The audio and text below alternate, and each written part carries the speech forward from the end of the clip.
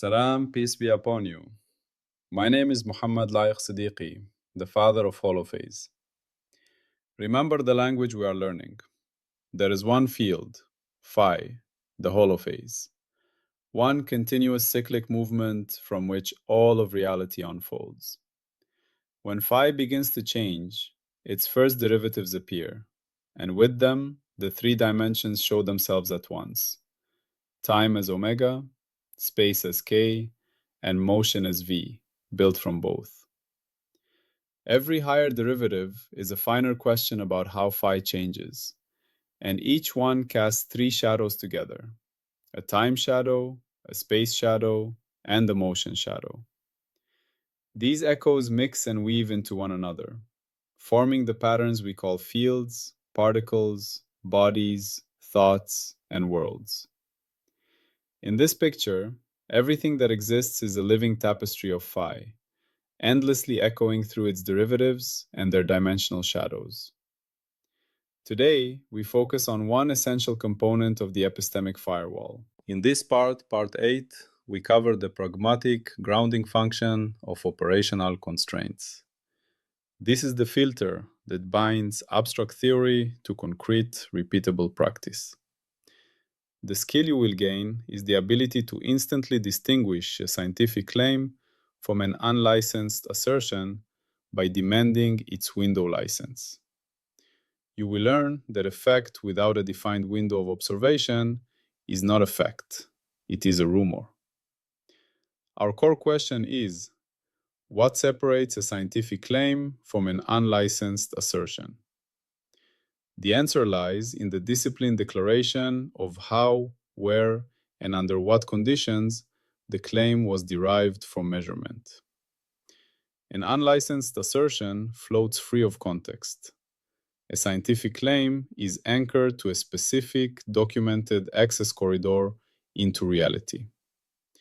This corridor is called a licensed window. Operational constraints mandate that every empirical claim must be attached to such a license. This is the ultimate tether to reality. The core concept is every claim must attach to a licensed window W that declares what was measured, for how long, over what spatial region, at what resolution, under what noise conditions, using what reconstruction method, and with what known failure modes. The claim is only valid within the scope of that license. Outside that window, it is a hypothesis, not a fact. Let me state the audio equation that codifies this. We say a window license W declares delta t, spatial extent delta x, motion regime bounds, uncertainty model, and reconstruction pipeline. In symbols, we write W equals delta t, delta x, v bonds, uncertainty model, reconstruction PID. I will explain each symbol as I speak it. Delta t, this is the temporal window. How long was the observation? From what start time to what end time? What was the sampling rate? This defines the omega window, the range of temporal frequencies, omega, that could be reliably resolved. Delta x, this is the spatial extent. Over what region of space was the measurement made? What was the spatial sampling density, like pixels or sensor spacing? This defines the k window, the range of spatial frequencies, k, that could be resolved. V bounds. These are the motion regime bounds. What were the relative velocities between the sensor, the source, and the medium? Was the system approximately at rest or in high-speed motion? This defines the conditions for the V relations. Uncertainty model. This is a formal description of the noise, error sources, and statistical confidence limits. It answers, how do we calculate the uncertainty delta for any quantity derived from this window? Reconstruction pipeline. This is the exact sequence of algorithms and assumptions used to convert raw sensor data into estimates of phi and its derivatives. It must be fully documented so it can be audited and replicated. This is not bureaucratic paperwork. This is operational honesty. It is the complete recipe for how a particular slice of phi was accessed and interpreted. Now, why is this necessary? The failure mode it prevents is the windowless illusion, the universal human tendency to take a local observation and inflate it into a timeless, spaceless truth. We see something once, under specific, unstated conditions, and we declare, this is how the world is. This is the root of superstition, bias, and bad science. Operational constraints force us to confess the limits of our access. They prevent overreach. They make science humble and therefore strong. To understand this, consider a simple, resonant analogy. Imagine you're hearing news from Afghanistan. Someone tells you there is fighting in Panjshir. This is an unlicensed assertion. It floats. It creates anxiety, but offers no basis for verification or action. Now, a professional journalist or a reliable messenger provides a license report. He says, based on eyewitness accounts and radio intercepts from the villages of Bazarak and Roja, between 1400 and 1800 hours local time on the 15th, there was an engagement. Our confidence is medium due to conflicting reports from the Southern Valley. We are still verifying. This second statement is tethered. It has a spatial window, Bazarak and Roja, a temporal window, 1400-1800, 15th, a motion condition bound, ground engagement, an uncertainty model, medium confidence, conflicting reports, and the reconstruction pipeline, eyewitness accounts, radio intercepts. You can now evaluate the claim, seek corroboration from other sources with comparable windows, or decide it's too uncertain. The license report separates news from rumor. The operational constraint in science does exactly this for claims about phi. In holophase terms, we are not measuring fighting, but the configurations of phi. A license window W is our formal, honest report of where and how we sampled phi. Now, what is the formal meaning in holophase terms? Since all phenomena are patterns in phi, a measurement is a reconstruction of phi and its derivatives from indirect probes, like phase comparisons. This reconstruction is only valid if the sampling satisfies certain conditions, the Nyquist-Shannon criteria for time and space. The triunity gives us the natural structure for these conditions. Operational honesty requires we declare all three windows explicitly. 1. The omega window, temporal. This is defined by delta t and the sampling rate. It tells us the maximum temporal frequency, omega max, we can resolve, and the minimum frequency, omega min, we can detect given the observation duration. It also declares limits on temporal drift, how stable the clock was. Without this, you cannot claim to have measured the specific omega. 2. The K window, spatial. This is defined by delta x and the spatial sampling interval. It tells us the maximum spatial frequency, Kmax, fine detail, and minimum spatial frequency, Kmin, large-scale structure, we can resolve. It also declares the point spread function or blur of the instrument. Without this, you cannot claim to have measured the specific K. 3. The V window, motion. This is defined by the V bound. It declares the range of relative velocities between reference frames that were present or accounted for during the measurement. This is crucial because V couples omega and K through the Doppler effect, for example. A claim about a propagating pattern is meaningless without stating the motion conditions of the observer and source. A fully licensed claim provides these three windows together. For instance, a claim about a gravitational wave detection must specify the observation time, omega window, the baseline length and orientation of the detectors, K window, and the motion of the detectors relative to the solar system barycenter, V window, along with the noise model and data processing pipeline. Now let's connect this to energy as tally. Remember, energy is an accounting output derived from omega k v relations. Therefore, any energy statement inherently inherits the uncertainty of the windows used to measure omega, k, and v. To say energy was conserved without stating the windows is operationally meaningless. Was it conserved over a millisecond, a short delta t, or a billion years? Over a cubic millimeter, a small delta x, or across a galaxy? For a stationary system, v equals 0, or for one moving at relativistic speed. The license W gives the energy tally its domain of validity. A clean, reliable energy statement is one where the uncertainty in the tally, propagated from the uncertainties in the omega, k, and v measurements within W, is small.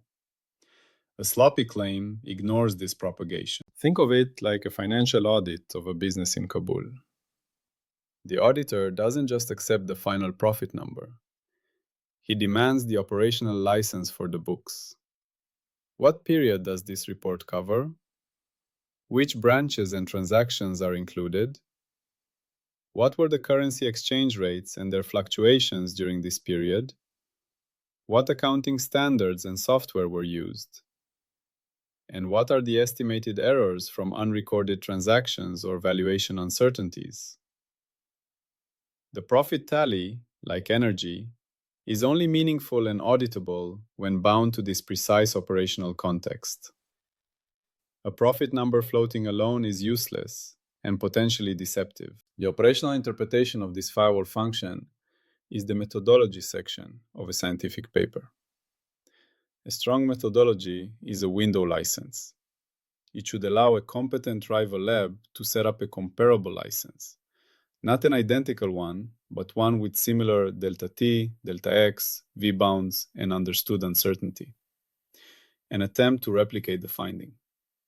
If they cannot, the original claim's license is called into question. The firewall role of operational constraints is to block the epistemic failure of context-free speculation. It ensures that all claims entering the scientific corpus have a clear empirical address. They can be found, revisited, and challenged.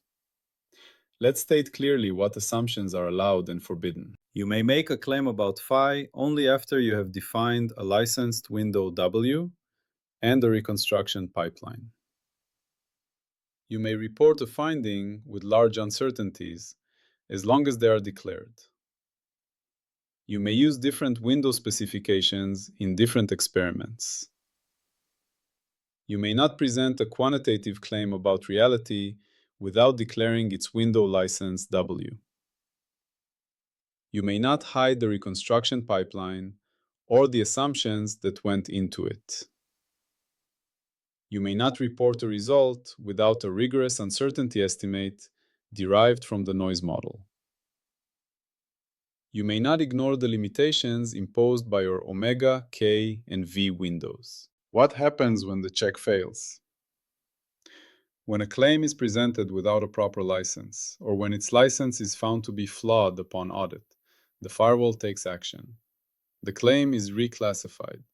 It is moved from the category of empirical result to unlicensed assertion or anecdote. The specific license consequences are reclassify as unlicensed, tighten the measurement protocol, or archive as non-repeatable. Now, we must state the explicit prediction and falsification for operational constraints. Prediction.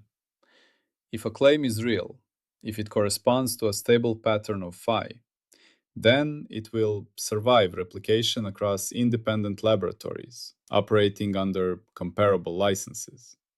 That is, if Lab A reports a phenomenon under window WA, then Lab B, using a different instrument and pipeline, but aiming for a window WB with similar delta T, delta X, and V bounds, a comparable license, should be able to reconstruct a phi sentence that confirms the same omega KV relations within the combined uncertainties. The prediction is interlaboratory consistency under comparable windowing. If the claim vanishes or changes fundamentally when its window is declared precisely, and others attempt to replicate it under comparable licenses, then the original claim was a windowless illusion. The falsifying condition is failure to replicate under disciplined windowing. The most common cause is that the original result was an artifact of a specific undeclared condition, a peculiarity of the setup, an unnoticed source of noise, or a flaw in the reconstruction pipeline that only becomes visible when the full license is scrutinized and others try to copy it. A classic example is the story of N-rays in the early 20th century. A scientist reported a new form of radiation. Other labs, initially working with vague methods, unlicensed windows, reported confirmations. But when rigorous, licensed protocols were demanded, precise specifications of detectors, shielding, control experiments, and statistical analysis, the effect vanished. The discovery was an artifact of observer expectation and poor experimental controls. The operational constraint, when finally applied, falsified the claim. It was reclassified as a psychological effect, not a physical phenomenon. Now, let's delve deeper into the triunity of windows with a technical example tuned for audio. Suppose you're using a microphone array to study sound propagation in a valley, a perfect analog for studying phi patterns. Your claim is, there is a standing wave with a frequency of 100 Hz and a nodal spacing of 3.4 meters. The operational constraint demands you declare, I recorded for 60 seconds at a sampling rate of 10 kHz. My temporal resolution for frequency is therefore about 0.017 Hz, and I can reliably detect frequencies up to 5 kHz. My clock drift was less than 1 part per million. My array had 16 microphones spaced 0.5 meters apart over a total baseline of 7.5 meters. My spatial resolution, able to distinguish directions of arrival, is about 2 degrees. I can detect spatial patterns like nodal spacing down to about 1 meter and up to the size of my array. During the measurement, the wind speed was less than 2 meters per second from the west, and the array was fixed to the ground. The air temperature was stable, giving a sound speed of 343 meters per second, plus or minus 0.5 due to minor fluctuations. With this license, your claim about the 100 Hz 3.4 meter wave is checkable. Someone else can go to a similar valley, set up an array with a comparable license, similar duration, spacing, and calm wind conditions, and see if they reconstruct the same omega and k relation. If they do, the claim is robust. If they find a 95 Hz wave with 4 meter spacing, they must check if their windows are truly comparable. Was their wind different? Temperature? The license context makes the disagreement resolvable. Without it, you just have two numbers arguing. This leads to the concept of comparable, not identical. Replication does not require copying every nut and bolt. It requires achieving a window license that accesses the same phi pattern with similar fidelity. This is how independence is maintained. If you need the exact same brand of sensor to see the effect, that's a red flag. You might be measuring the sensor's idiosyncrasy, not phi. I will use an Afghanistan-inspired analogy for the danger of windowless claims and the power of licensing. Imagine two farmers from different ends of the same valley, arguing about the best time to plant wheat. Farmer Ahmad says, planting must always be done on Nowruz, March 21st. This is a windowless assertion, a rigid, context-free rule. Farmer Basir says, planting should be done when the soil temperature at 10 centimeters depth reaches 10 degrees Celsius for 3 consecutive mornings and the Jangali birds have returned, provided the late snowmelt from the southern slope has passed. Farmer Basir's rule is licensed. It has a spatial window, soil at 10 centimeters, a temporal window, 3 consecutive mornings, a motion condition-bound, snowmelt past, and even an independent biological indicator, the birds. His rule is replicable. Any farmer can check these conditions. Ahmad's rule might work some years by coincidence, but it will fail in a cold spring or an early thaw. Basir's rule is operationally robust because it is tied to observable windows in the system, the phi patterns of the local climate. Science must be like Basir's rule, not Ahmad's. Now we must state the mandatory episode 11 axioms in this operational light. Rules do not become real by elegance, consensus, or tradition. They earn a license only by surviving falsification, variation, independence, and scope discipline. Operational constraints are the engine of this survival. Falsification attempts are conducted under licensed protocols.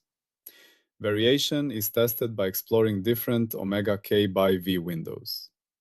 Independence is proven by replication under comparable licenses from different teams. Scope discipline is enforced by the explicit boundaries of the window W. And when a rule fails, we do not believe harder. We tighten, downgrade, or retire its license. If a claim fails replication, we first tighten the protocol, improve the window license. Then we may downgrade the claim to artifact or retire it entirely. The skill you gain from this part is license auditing. You learn to read any scientific report or sensational headline and immediately ask, where is the window license W? What are the delta T, delta X, V bounds? What is the uncertainty model? Can I see the reconstruction pipeline? If these are missing, you classify the claim as unlicensed and treat it with appropriate skepticism. This skill is your personal firewall against misinformation. This has direct application in evaluating extraordinary claims. Claims about free energy, paranormal phenomena, or revolutionary physics breakthroughs often lack operational licenses. They describe an effect but cannot specify the window under which it can be reliably reproduced by others. The firewall, by demanding this license, filters them out of serious scientific discourse until they provide it. Finally, let's summarize the epistemic function of this part. We have defined operational constraints as the firewall mechanism that ties claims to licensed windows of observation. A window license W declares the temporal, delta T, spatial, delta X, and motion, V books, parameters, along with the uncertainty model and reconstruction pipeline. Honesty requires declaring the omega window, K window, and V window together.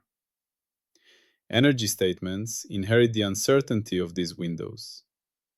The explicit prediction is replicability across independent labs under comparable window licenses. The explicit falsification condition is the disappearance of the claim when precise windowing and replication are attempted.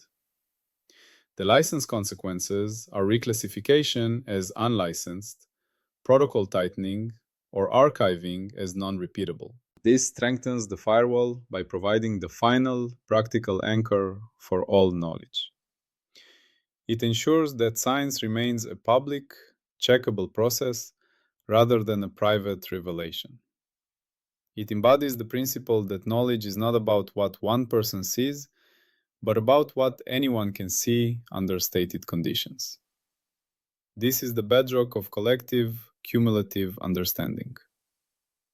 If you want to see the full mathematical derivations and exact equations behind this idea, you can search for Holophase on Zenodo. There you will find the scientific papers that this audio journey is built on. Carry the discipline of the licensed window with you. It is the signature of honest inquiry. In a world flooded with claims, let this be your sieve.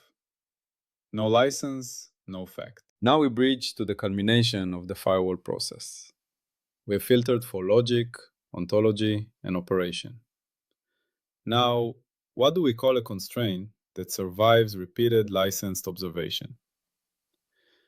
This leads us to the final classification, a law. Salam, and peace be upon you.